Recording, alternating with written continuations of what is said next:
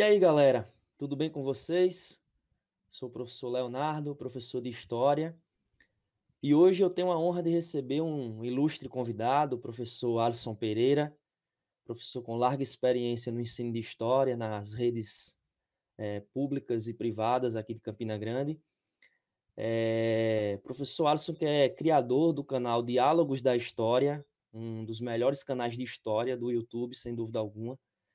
Um canal que eu sempre utilizo para me preparar para as minhas aulas, e aqui já fica até uma indicação, né, uma sugestão de um bom canal de história para você estudar os conteúdos, revisar para a prova, se aprofundar sobre determinados temas da história, Diálogos da História. Procura lá no YouTube, curte, se inscrevam no canal, né, e fiquem por dentro aí dos principais assuntos da história. Bem, seja bem-vindo, professor Alisson. Muito obrigado, Leonardo. Obrigado pelo convite, obrigado pela oportunidade que a gente tem nesse momento, nesse espaço, para poder, né, discutirmos algumas coisas aqui interessantes sobre vários pontos de vista. Né? É um grande prazer. Né? Você que eu conheço de longas datas aí, né? Um mestre de mão cheia. Né? E assim, é um prazer sempre compartilhar esse momento assim, para a gente discutir esses assuntos com você. Esse de longa data entregou a nossa idade, né? Mas assim, tenha calma, tenham calma, não é tanto, essa data não é tão longa, não é verdade? Não, verdade. Pessoal, a gente está aqui para conversar um pouquinho sobre um processo extremamente importante da história, né? Um acontecimento do século XVIII e que acabou influenciando diversos outros processos históricos, né? Que é a independência dos Estados Unidos, né? Os Estados Unidos, que hoje são a grande potência econômica e militar do mundo, construíram essa hegemonia ao longo do século XX, né? Principalmente no contexto das duas grandes guerras mundiais. Mas o que pouca gente lembra é que os Estados Unidos também foram uma colônia, assim como o Brasil foi uma colônia de Portugal, os Estados Unidos foram uma colônia só que da Inglaterra, eles foram colonizados pela Inglaterra, né? E é interessante lembrar que os Estados Unidos foram a primeira nação da América a se tornar independente de uma potência europeia, né? Foi a primeira colônia que se tornou independente aqui na América. Isso é muito importante, porque como eles foram os pioneiros desse processo de independência, eles acabaram influenciando outras regiões da América a também lutarem por sua independência em relação às potências europeias, na verdade. Então, nessa conversa que nós vamos ter hoje, professor Alisson e eu, vamos tentar aí analisar as principais causas, né, as principais consequências também desse processo de independência dos Estados Unidos, que é um acontecimento tão importante para a história da América e para a história global de um modo geral. Professor Alisson, eu gostaria de começar a nossa conversa, como sempre em história, a gente tem que voltar um pouquinho atrás para entender o processo, né? Então, eu gostaria de começar a nossa conversa falando um pouco das características da colonização da Inglaterra lá na América do Norte, onde hoje é os Estados Unidos, né? Gostaria que você falasse um pouco sobre como foi essa colonização, né? Como a Inglaterra iniciou a colonização ali do norte da América, quais as características da colonização da Inglaterra ali, e também como é que essas características se relacionam com o próprio processo de independência dos Estados Unidos, né? Gostaria que você falasse inicialmente sobre esse ponto. Bom, em primeiro lugar, a gente precisa lembrar que a colonização inglesa no continente americano é um processo bem tardio. Se você for comparar, por exemplo, com processos de colonizações dos países da Península Ibérica, né, Portugal e Espanha. Enquanto no século XVI Portugal já tinha, né, consolidado sua colonização na América Portuguesa, né, e a América Espanhola, né, houvesse consolidado o seu processo de colonização ali na parte da América Andina, na América Central, é, a Inglaterra nem sonhava com isso ainda, né? Até porque o processo de consolidação do Estado Nacional inglês vai se dar ali no século XVI. Então a Inglaterra está muito mais preocupada com questões internas, até porque a centralização política, a formação do Estado Nacional, era de suma importância para esse grande empreendimento que eram as grandes navegações. Né? Lembrando que essas grandes navegações foram possíveis mediante uma série de fatores. Né? A questão da própria vontade da burguesia em aumentar o seu mercado, né? Os seus mercados. Você pensar, por exemplo, no ímpeto da Igreja Católica em espalhar a fé cristã.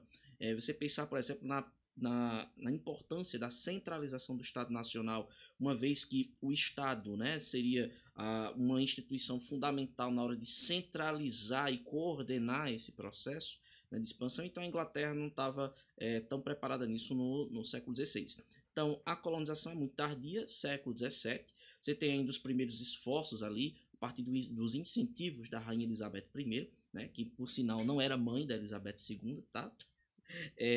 Lembrando também que a Elizabeth I ela incentivou a criação de companhias de comércio, como a Companhia de Comércio de Plymouth, né, que iniciou ali o processo de exploração do continente, do continente norte-americano. Lembrando que essa expansão marítima inglesa também era uma forma de retaliar, de retaliar os próprios países ibéricos, né? Por conta do Tratado de Tordesilhas. Então, o Tratado de Tordesilhas havia delimitado, né, alguns territórios que pertenciam a Portugal e a Espanha, e a Inglaterra, que estava fora desse tipo de acordo, estava bem revoltada diante disso. Então, é uma forma de afrontar, inclusive, o Tratado de Tordesilhas. Como a gente tinha dito, né, uma colonização tardia, início do século XVII, né, essas primeiras empreitadas foram assim bem difíceis, né, enfim, mas no século XVII uma coisa se acentua, que seriam as perseguições religiosas ali na Inglaterra, e grande parte daqueles puritanos, né, se vocês não lembram, os puritanos eram um segmento, né, interno da igreja anglicana, né? Então os puritanos eles questionavam, por exemplo, a ideia o fato, né, do rei da Inglaterra ser o chefe supremo da igreja, né? Eles defendiam a separação entre igreja e Estado nesse sentido, né? E muitos foram perseguidos, né, por não ter a sua liberdade religiosa, e aí muitos acabaram migrando para o continente norte-americano. E aí interessante, Leonardo, porque a gente vai ter assim dois perfis, né, de colonização de um mesmo país, né? Porque você vai ter basicamente uma primeira leva, né, colonial baseada no esforço, né, de aumentar as arrecadações do Estado Nacional Inglês, baseado numa lógica mercantilista, né? Você tem ali a construção de companhias de comércio, né? E por outro lado você vai ter um outro perfil colonial também, que seria baseado naquele desejo de criar um novo mundo, né? De criar um mundo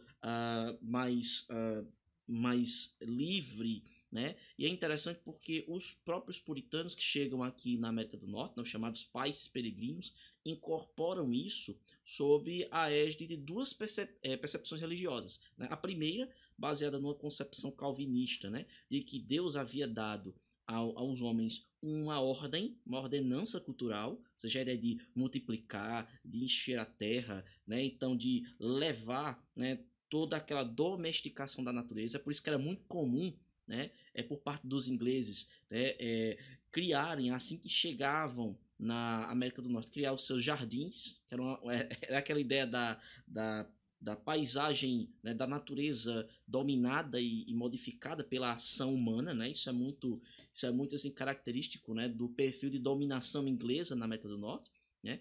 E você vai ter também outra perspectiva religiosa baseada naquela narrativa do Êxodo, né? Você pega os antigos hebreus que saíram da terra do Egito, da terra da escravidão, para uma terra que manda leite e mel, né? Então, um povo peregrino ali no deserto do Sinai, chegando a uma terra prometida, e aí os ingleses, os puritanos incorporaram isso, né, nessa sua jornada, indo como sendo pais peregrinos de uma nova nação, né, que emanaria a liberdade, a justiça entre os homens. E interessante porque isso se reflete diretamente com o processo de formação da nação norte-americana. Porque se a gente prestar atenção, por exemplo, a ideia da liberdade, né, é uma coisa assim que custa muito caro para os americanos, ainda hoje. Né? Basta você pensar, por exemplo, nas narrativas dos filmes hoje. Né? Você pega as narrativas dos filmes hollywoodianos, né? Boa parte deles, né, trazendo um cenário caótico, né, e ao mesmo tempo um sujeito que vem redimir. E é interessante que esse sujeito que vem redimir sempre, né, incorpora essa ideia da liberdade. E aí eu poderia citar aqui uma lista de inúmeros filmes. Os filmes da década de 80, né? Principalmente aqueles protagonizados por Sylvester Stallone, por exemplo, né? Você tem, por exemplo, algumas produções mais novas, né? Como, por exemplo, Eu Sou a Lenda, com Will Smith, né? Aquela coleção da Marvel, né? Os super-heróis da Marvel, sempre trazendo e incorporando essa ideia de liberdade, e isso é algo assim que ainda está muito impregnado, né, no imaginário norte-americano. Isso tem tudo a ver com esse processo de colonização. Então, o perfil colonial inglês ali na América do Norte, né, de certa forma, teve essa característica, né, um pouco mista, dúbia, né, porque envolvia interesses mercantilistas por parte do Estado Nacional inglês, como também envolveu, né, essa ideia de incorporar uma nova criação, um novo mundo, uma nova realidade, onde a liberdade e a justiça prevaleceram. E é interessante, né, Alisson, porque assim, a gente costuma até fazer piada com o português, né? O português é desorganizado, né? O português é burro, entre aspas, né? É, mas quando a gente olha para a colonização de Portugal aqui no Brasil, a gente vê um projeto extremamente organizado, desde os seus primeiros anos, né? Principalmente ali Exatamente. a partir de 1530, com a formação das capitanias hereditárias e tal. Já na Inglaterra, a gente pode dizer que, por questões internas da Inglaterra, a Inglaterra, de certa forma, não apresentou tanto interesse de empreender um grande projeto de colonização. É claro que também tem o fato de que lá no norte da América, né, onde hoje fica os Estados Unidos, você não tem de imediato, né, metais preciosos que pudessem ser explorados, né, de imediato ali. Você também não tem a possibilidade de plantar artigos como a cana-de-açúcar, porque o clima da América do Norte é semelhante ao clima europeu, então não tinha como você produzir algo ali que fosse desejado pelos países e pelo comércio europeu. Então, meio que a Inglaterra, de certa forma, fica um pouco, né, deixa um pouco de lado a colonização ali dos Estados Unidos. E essa desorganização aparente foi meio que a sorte dos colonos da América do Norte, porque, de certa forma, isso deu a eles o quê? Autonomia. Inclusive, Eles Léo, tiveram uma certa liberdade, né, de ação ali, de construir e tal, de certa forma, desenvolver sua própria economia com uma certa margem de liberdade. inclusive essa questão que você falou é muito importante porque isso remete a um conceito que de certa forma resume bem, né, o perfil colonial dos ingleses na América, que seria a ideia de negligência salutar. Né? Então, a ideia de que é interessante porque quando a gente fala de negligência, a gente geralmente traz um aspecto meio que negativo diante disso, né? Ou seja, a negligência enquanto abandono, né? Mas imagine, eu gosto assim de fazer essa comparação, né? É como se a relação da Inglaterra com as suas colônias fosse aquela relação, um fica, né? O fica, né? O cara tá fica, né? Não tem aquele compromisso todo, né? Então, assim, tá aqui, o que eu precisar de você me dá, a gente mantém contato, né? Tudo beleza, né? E a relação das colônias ibéricas com a América é aquela relação do casamento, né? Ou seja, é pacto colonial, monopólio comercial, então assim, traia pra você ver, né? A gente vai, né? Você não faça, eu tô lhe vigiando. Então, assim, a relação da Inglaterra com suas colônias é uma relação de negligência, mas é algo tão salutar, a ponto da gente perceber, inclusive, que as próprias 13 colônias inglesas, né, que a partir de então a gente vai chamar assim, as 13 colônias elas vão manter, inclusive, seu próprio fluxo comercial, né, que o diga aquele grande exemplo do comércio triangular, né, em que as colônias inglesas comercializavam escravos diretamente na África e negociavam artigos ali de produtos tropicais nas ilhas do Caribe, né? Então, assim, a relação realmente reflete um pouco, né, essa situação. E só abrindo parênteses, Leonardo, antes da gente prosseguir, a gente perceber também alguns estereótipos que a gente precisa quebrar, né? Geralmente a gente fala de colônia de exploração e colônia de povoamento como se não tivesse havido exploração nas 13 colônias inglesas, né? Mas a gente pensar, por exemplo, que na região sul das 13 colônias havia, por exemplo, uma atividade agrícola em larga escala, muito semelhante àquilo que a gente via no Brasil, com a utilização do trabalho escravo, com o latifúndio, a monocultura, então a gente percebe sim que havia exploração sim, de fato ali na América do Norte, é óbvio que a gente precisa relativizar os graus de exploração, né, para que a gente possa entender que em alguns lugares na América, alguns lugares foram bem mais aproveitados ou bem mais explorados do que outros, mas a gente precisa quebrar um pouco essa esse tipo de estereótipo, né, de colônia de exploração e colônia de povoamento, senão a gente vai cair naquele outro estereótipo, né, que eu fico até fazendo piada disso, né, é o cara que vai chegar e vai dizer assim, poxa, eu topei aqui com um inglês, né? Eu topei aqui com uma pepita de ouro, né? Ah, não, mas eu não vou explorar não porque eu sou colônia de povoamento, né? Então a gente não pode assim cair nesses tipos de estereótipos, porque isso também não ajuda muito a gente a entender todo esse processo, essa cadeia histórica que a gente está discutindo aqui. E até nas colônias do norte, né, das 13 colônias, né, considerando a parte norte, que se desenvolveu ali a partir de uma ideia de policultura, voltada para o mercado interno, pequenas propriedades, mão de obra assalariada, bem diferente do sul dos Estados Unidos, que vai se desenvolver a partir do sistema de plantation, né, com a grande propriedade, né, o latifúndio, a monocultura, a mão de obra escrava, voltada para o mercado externo. Até no norte, havia exploração, porque os colonos deviam impostos à coroa britânica, né? Então, mesmo no norte havia exploração. E como você disse, se por um acaso fosse encontrada alguma fonte de exploração, de riqueza no norte, com certeza ela seria explorada em favor da coroa britânica. Então, essa lógica de dividir colônia de povoamento e colônia de exploração cai completamente por terra quando a gente analisa a história dos Estados Unidos. Exatamente. E aí, Alisson, você já falou um pouquinho dessas diferenças entre e semelhanças também entre a colonização do Brasil e dos Estados Unidos, né? Mas assim, para resumir o processo de colonização da Inglaterra sobre os Estados Unidos, para a gente resumir em uma palavra, eu acho que de certa forma a gente pode destacar a palavra autonomia, né? Porque Exatamente. querendo ou não, devido a essa negligência salutar que você muito bem comentou, os colonos que viviam lá na América do Norte, né, no território das chamadas 13 colônias, né, que deram origem aos Estados Unidos, eles tinham uma certa autonomia. E aí, no século XVIII, essa autonomia vai ser quebrada. E é isso que vai causar o processo de independência, a luta pela independência dos Estados Unidos. Né? E aí eu gostaria que você falasse um pouco disso. O que foi que causou, né, essa luta pela independência? Porque aparentemente estava tudo bem. Os colonos viviam lá, tinham sua autonomia, desenvolviam suas atividades econômicas, né, com relativa independência, com relativa autonomia.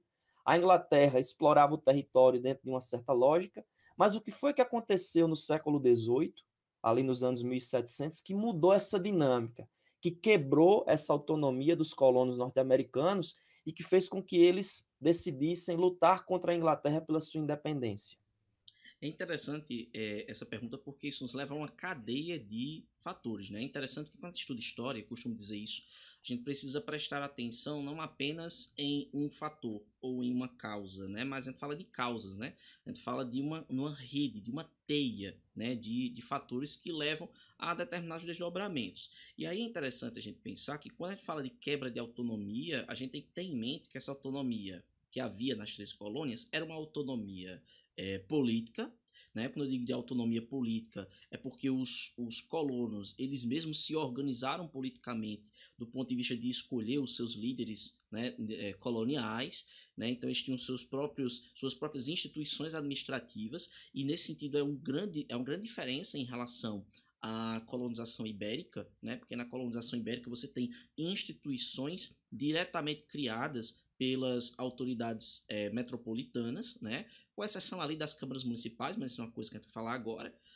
Mas assim, na América inglesa você vai ter uma autonomia política, ao mesmo tempo que você vai ter também uma autonomia econômica, né? Ou seja, os colonos inclusive emitiam sua própria moeda, eles tinham suas próprias relações comerciais, né? Com certa liberdade. E interessante porque assim, isso era o que aconteceu até praticamente metade do século XVIII. Mas a gente tem que lembrar que, por exemplo, o século XVIII ele é marcado por 2 grandes desdobramentos aqui, ou melhor, eu vou dizer 3 grandes acontecimentos. Eu não digo acontecimentos de fato, mas 3 grandes processos. Primeiro, né, a gente pode pensar na ideia da Revolução Industrial, né, o século XVIII, a partir da segunda metade do século XVIII, a Inglaterra passa a demandar né, de matéria-prima, de mais matéria-prima, a produção começa a aumentar e havia, obviamente, uma necessidade intrínseca de expandir mercado consumidor. Então, quanto mais mercados a Inglaterra pudesse interferir para fazer com que os produtos produzidos ali pela indústria inglesa fossem consumidos, então melhor para a Inglaterra. Isso era um fator.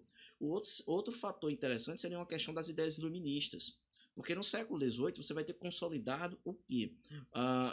Aquele pensamento, né, que partia do pressuposto de que todos os homens eles nascem naturalmente com alguns direitos. Né? E é interessante porque você vai ter a concepção dos chamados direitos civis. Né? Então, todos os indivíduos nascem com direito à liberdade, à propriedade, né? À vida. Né? Então vamos pensar nessas coisas. Né? Eu não falo em igualdade ainda, que é uma coisa que a gente vai pensar lá na Revolução Francesa. Né? E é interessante porque às vezes essa observação, né, nos pega de surpresa, ou pelo menos pega alguns de surpresa. Por quê? Porque geralmente quando a gente fala de primeira grande revolução inspirada no iluminismo, a gente pensa na Revolução Francesa. Mas a gente está pensando num processo bem anterior à Revolução Francesa. Né? Então pense que as ideias iluministas estavam influenciando, né, essa onda de defesa pela liberdade, pelo direito à vida, pelo direito à propriedade, né, e uma concepção de Estado muito interessante, que é a ideia de que o Estado ele existe, ou seja, o Estado, esse conjunto de instituições que exercem poder sobre os indivíduos. Esse poder do Estado só é legítimo quando esse poder ele é usado para garantir esses direitos, para garantir essa liberdade, para garantir esse direito à propriedade.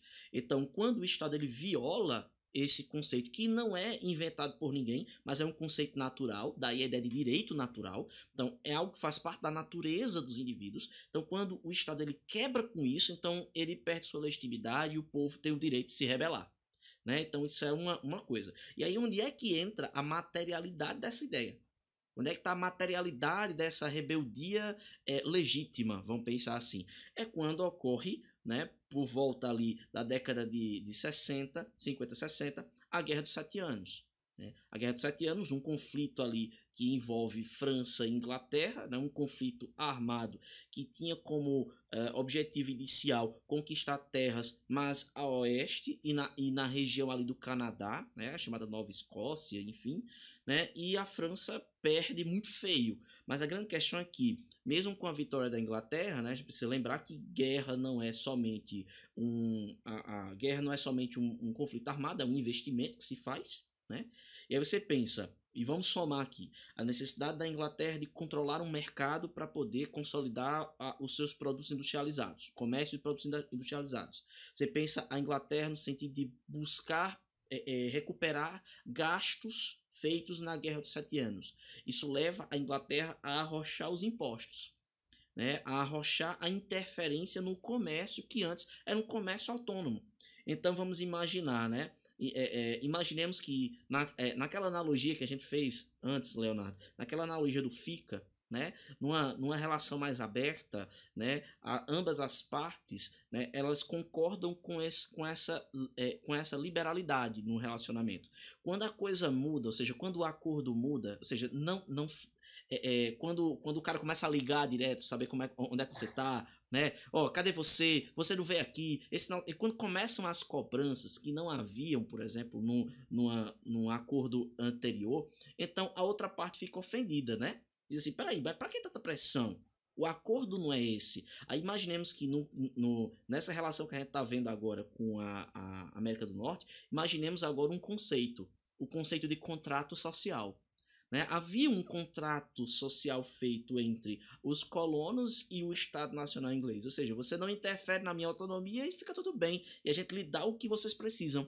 Só que agora, quando a Inglaterra busca arrochar o nó, então você tem aquelas leis que foram absurdas para os colonos, né? A lei dos selos, a lei do chá, a lei do açúcar, né? Além disso, você tem interferências da Inglaterra em aspectos econômicos das 13 colônias, então os colonos ficam revoltados. Espera aí, isso não faz parte do acordo, isso nunca fez parte do acordo, então por que isso vai acontecer? E aí, os colonos começam a se revoltar diante disso. E devido à intransigência da Inglaterra em não respeitar isso, então os colonos se revoltam. Você tem alguns episódios, a festa do chá de Boston, por exemplo, né, quando os caras eles se revoltam e jogam toda a carga de chá, né, que veio de navios ingleses no oceano, né, e você vê a truculência do exército inglês em acabar com esse tipo de revolta e massacrar pessoas na cidade de Boston, fechando inclusive o porto de Boston. Isso provoca mais ainda a reação dos colonos e a certeza de que, de fato, a Inglaterra tinha quebrado o acordo. Qual é a grande solução? Nós temos aqui duas possibilidades. Ou nós temos o acordo com os ingleses, né, e a tentativa de dialogar e pedir respeito dos ingleses, ou a gente tem o outro caminho, que é o caminho da ruptura, da independência. Né? Você tem, inclusive, né, mais ou menos ali pelo ano de 1774, uma conferência, né, que reuniu vários líderes coloniais na América, na Conferência Continental da Filadélfia, né, o Congresso Continental da Filadélfia, em que, em um primeiro momento, os caras tentaram fazer algum tipo de acordo. Alguns, inclusive, não concordavam com isso, né? Thomas Jefferson, John Adams, né? O George Washington, ele não concordava com isso, mas tentaram dar uma chance à Inglaterra, né? Primeira tentativa frustrada, e eu fico imaginando a cara de George Washington, de Thomas Jefferson, assim, eu não avisei que eles não queriam, eu não avisei, né? E aí a cara dos caras, mas a gente tentou, né? Não deu certo, né? E aí a questão, eu fico imaginando assim, a cena, obviamente, que eu gosto de ficar imaginando isso. Aí eu imagino o Thomas Jefferson, me dê um papel e uma caneta pra cá, pelo amor de Deus, me dê aqui que eu vou escrever um negócio agora. Todo mundo concorda? Interessante que aí nasce a Declaração de Independência dos Estados Unidos, inclusive inspirado numa coisa. Eles achavam inadmissíveis, por exemplo, as intromissões inglesas sem nenhum tipo de consulta aos líderes coloniais da América. E aí surge, inclusive, aquela máxima, né? No representation, no taxation. Ou seja, sem representação no parlamento, então vocês não têm direito de taxar. Né? Então, como é que o parlamento lá na Inglaterra decide uma coisa que nem nos chama a participação? Então perceba que as causas da independência norte-americana se dá justamente pelo fato, né, da Inglaterra ter quebrado o acordo ou o contrato social, né, que estava implícito ali de respeito à autonomia dessas 13 colônias. E aí, obviamente, apesar, e é interessante dizer isso, apesar das divergências entre as colônias do norte e as colônias do sul, no que diz respeito à utilização da mão de obra escrava, no que diz respeito à orientação econômica, apesar de tudo isso, eles abrem mão dessas diferenças em prol de algo comum, que é o que? O respeito à liberdade. Ou seja, a gente precisa ter a liberdade, inclusive, de discordar, né? Nesse sentido. Aí, só abrindo um parênteses, né? Eles acabam, assim, abrindo mão dessas diferenças para depois acertar 100 anos depois na Guerra de Secessão. Né? Mas é basicamente isso que acontece naquele contexto ali final do século XVIII. E aí, imaginemos, isso foi algo muito revolucionário. Depois, inclusive, a gente vai comentar isso, né, Leonardo? O que é que torna esse evento um evento revolucionário, né? Então, Alisson, retomando aquela figura que você usou sobre o relacionamento, a gente pode dizer que as 13 colônias, né, onde hoje ficam os Estados Unidos, que deram origem aos Estados Unidos, tinham um relacionamento aberto com a Inglaterra, né? Estava funcionando até que chegou a Guerra dos 7 Anos. E aí, para tirar esse prejuízo que a Inglaterra teve na Guerra dos 7 Anos, a Inglaterra passa a propor um relacionamento abusivo, né? E aí os norte-americanos não vão aceitar esse relacionamento abusivo, vão pegar em armas. Em 4 de julho de 1776, vão apresentar sua Declaração de Independência, toda influenciada por John Locke, toda influenciada por pensadores iluministas, vão ali defender o direito à liberdade, né, o direito à soberania popular, o direito que os cidadãos têm de destituir um governo tirano, né, de mudar o governo, que foi muito revolucionário para a época. E aí depois começa a Guerra de Independência, né? E aí a gente não pode deixar de comentar que os Estados Unidos estavam enfrentando a maior potência do mundo na época, que era a Inglaterra, né? E que eles venceram essa guerra, mas não venceram sozinhos. Eles contaram com o apoio dos inimigos da Inglaterra. A França, que tinha perdido a Guerra dos 7 Anos, né? Com um certo revanchismo. A Espanha também, até mesmo a Holanda, que eram 3 potências europeias inimigas da Inglaterra, vão ajudar os Estados Unidos para atingir a Inglaterra. E aí, com o apoio dessas 3 potências europeias, os Estados Unidos conseguem vencer essa guerra de independência e se tornam a primeira nação independente na América. E, Léo, Sim, só para você ter ideia, assim, tem até um tom de deboche nisso, né? Porque imaginemos, a declaração ocorre em 1776, ocorrem 7 anos de guerras pela independência, com a ajuda da França, né, como você falou, da Espanha, da Holanda e tudo mais, e no fim das contas, a Inglaterra vai reconhecer a independência dos Estados Unidos em 1783, em um acordo assinado aonde? Assinado na cidade de Paris, né? É como se e aí tem um tom de deboche, né? Porque é como se fosse assim, o francês dizendo, beleza, perdi o Canadá, não tem problema, mas você perdeu suas 3 colônias também, e vem assinar aqui, ó, em solo parisiense, né? A cara do rei Jorge, né? Ah, meu Deus do céu, meu Deus, ai, ó, vontade, né, de dar um cacete e não posso, né? mas depois teve a desforra, né? Porque assim, os prejuízos que a França adquiriu ajudando os Estados Unidos acabaram contribuindo para a Revolução Francesa, Aí é quando a né? Inglaterra faz, Então o tá vendo jogo aí, ó? virou, né? O jogo virou Exatamente. também. É, E aí, Alisson, feita a independência, era preciso organizar o país, né? Organizar os Estados Unidos. Agora sim, Estados Unidos, um novo país. E uma coisa que foi importante foi a formação da Constituição, né? A produção de uma Constituição, de um conjunto de leis para o país, né? Gostaria que você, rapidinho aí, resumisse assim, quais são as principais características dessa Constituição norte-americana que, engraçado, vigora até hoje, né? Foi um conjunto de leis produzido ali no final do século XVIII e que, sem grandes mudanças, vigora nos Estados Unidos até hoje. isso. É interessante porque isso nos leva àquilo que a gente tinha dito antes, a questão do caráter revolucionário, né, dessa independência dos Estados Unidos.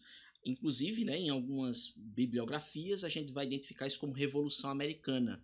Então, essa foi a primeira revolução inspirada em ideais iluministas, né, 13 anos antes da Revolução Francesa, e por que não dizer que essa também foi uma das causas da Revolução Francesa, né?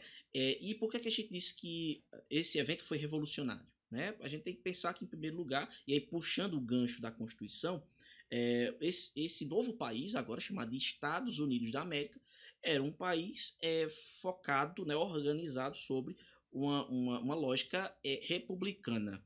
Né? Então, essa primeira coisa que é extremamente assim, revolucionária, porque você tem uma tendência nos países da América, ou melhor, nos países da Europa, né, em aderirem a uma monarquia, seja uma monarquia absolutista, seja uma monarquia constitucional, parlamentar, como era, por exemplo, a Inglaterra. Então, assim, veja, as 13 colônias colonizadas por uma monarquia, que naturalmente poderia, né, ser uma monarquia na América, né, os Estados Unidos, mas o George Washington ele opta, ele é partidário, junto com tantos outros também revolucionários, de um modelo republicano.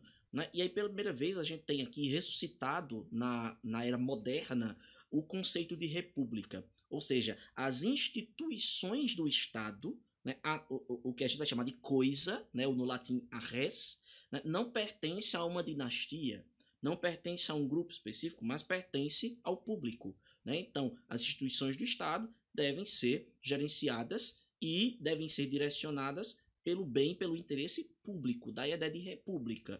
E daí a primeira opção desses colonos agora é de consolidar os Estados Unidos enquanto república. Outra coisa interessante também é pensar na questão da divisão dos poderes. Né? Você tem aqui, né, a concepção da tripartição de poderes, poder executivo, legislativo e judiciário. E cada poder desse, né, estaria presente em suas esferas local e nacional. E aí o chefe de poder do executivo nacional seria um presidente. Então você tem uma república presidencialista, né? Você não tem, por exemplo, a figura, como a gente disse, né, de um rei, ou de um cônsul, ou de um primeiro-ministro, né? Ou seja, o presidente ele acumula, né, as funções de chefe de governo e chefe de Estado. Né? Então é interessante nesse sentido, o Brasil copia um pouco esse modelo. Né? Outra coisa interessante também a gente pensar é que, apesar dos avanços, e é interessante outra característica dessa Constituição, é que você tem uma Constituição muito enxuta e que respeita a autonomia dos entes federados ou dos estados, porque você tem agora, né, uma concepção de que cada estado ele pode legislar coisas que são pormenores. né? E aí você pode perceber que a Constituição americana ela só vigora hoje, né, até hoje, porque a Constituição é muito objetiva, muito enxuta, né? Você não tem como, por exemplo, a Constituição brasileira com trocentos artigos, pormenorizando uma coisa, pormenorizando outras. Então, aquilo que é pormenor ficaria a cargo dos estados. Então, você tem muito mais pormenor nos estados do que na própria Constituição, e por isso a gente tem algumas diferenças na legislação de um estado para o outro, né, baseado nessa ideia de, como é que eu posso dizer, de respeito à autonomia jurídica dos entes federados. E isso, apesar de ser algo extremamente moderno e avançado, né, acabou representando também, né, um grande problema. Por quê? Porque os norte-americanos acabam julgando que a questão da escravidão era um pormenor, era um pormenor. E aí você tem um grande problema. Você tem a perpetuação da escravidão. Embora alguns estados optassem, né, por abrir mão da mão de obra escrava, outros estados não. Né? E aí interessante porque isso, como eu disse, né, é uma forma de não criar problemas internos, né? Já que havia uma diferenciação do perfil econômico e social nos 13 estados agora, né, dos Estados Unidos. Só que esse foi um problema evitado, mas que apareceu 100 anos depois com a Guerra de Secessão, porque um dos motivos da Guerra Civil norte-americana foi justamente, né, dentre vários fatores, a questão da escravidão. Então você tem aqui uma certa limitação, né, nessa Constituição norte-americana, ou seja, os caras lutaram em prol da liberdade, lutaram em prol, né, de uma democracia, mas você tem algumas restrições. Como eu disse, né, a escravidão ela ainda é mantida. Você vai ter também, inclusive, a restrição da participação política de alguns sujeitos. Você vai ter, por exemplo, mulheres que são excluídas do processo político. As mulheres só vão ter o direito a voto nos Estados Unidos no ano de 1919. Né? E você vai ter também aqui a adoção do voto censitário, que era a ideia de você participar, né, ativamente da política se você tiver uma renda mínima. E isso, de certa forma, assim, veja, a gente vê os Estados Unidos como o país da democracia, mas a própria democracia norte-americana nasce a partir de uma série de restrições, uma série de interdições. Então, assim, a gente percebe o caráter ambivalente dessa Constituição norte-americana, né? Avanço em alguns pontos, retrocesso ou conservadorismo em alguns outros pontos. Muito aprendizado, né, pessoal? Muito aprendizado. Muito legal essa análise sobre a Constituição dos Estados Unidos, puxando para o presente e puxando também para a Guerra Civil norte-americana, que vai acontecer ali um século depois, por volta ali dos anos 1860. Bem, pessoal, eu acho que a gente contemplou aí os principais aspectos da independência dos Estados Unidos. Professor Alisson, o senhor quer concluir com algum apontamento, algum direcionamento sobre o assunto? Eu só quero agradecer aqui a oportunidade que a gente teve de dialogar aqui, né? Uma conversa muito produtiva, né? A gente tira muita informação interessante e a gente consegue, por exemplo, nessa conversa, né, perceber, né, pessoal, que a história ela é imbricada de uma série de relações. Não dá para estudar isolado as coisas com data, nome, fato, mas é interessante, muito mais interessante pensarmos no processo, principalmente quando a gente pensa no Exame Nacional do Ensino Médio, né, que nos exige, por exemplo, uma intertextualidade, uma contextualização, né, dos assuntos para que a gente possa compreender bem essas coisas. Né? Fica mais fácil, fica mais prazeroso estudar a história desse jeito, né? E a nossa conversa de hoje, né, teve esse sentido, esse propósito. Né? Então, assim, eu agradeço demais, Leonardo, né, o espaço que você nos cedeu para a gente poder conversar dessas coisas que são tão prazerosas para a gente. Nós que agradecemos a sua colaboração, né? Inclusive, fica aqui a dica do canal Diálogos da História. Tem um vídeo sobre a independência dos Estados Unidos muito bom lá no canal, né, professor? Fica aqui a propaganda para que vocês que quiserem se aprofundar sobre o assunto, busquem esse vídeo lá no canal. Forte abraço, pessoal. Espero que tenham gostado da nossa conversa e até a próxima. Valeu! Valeu!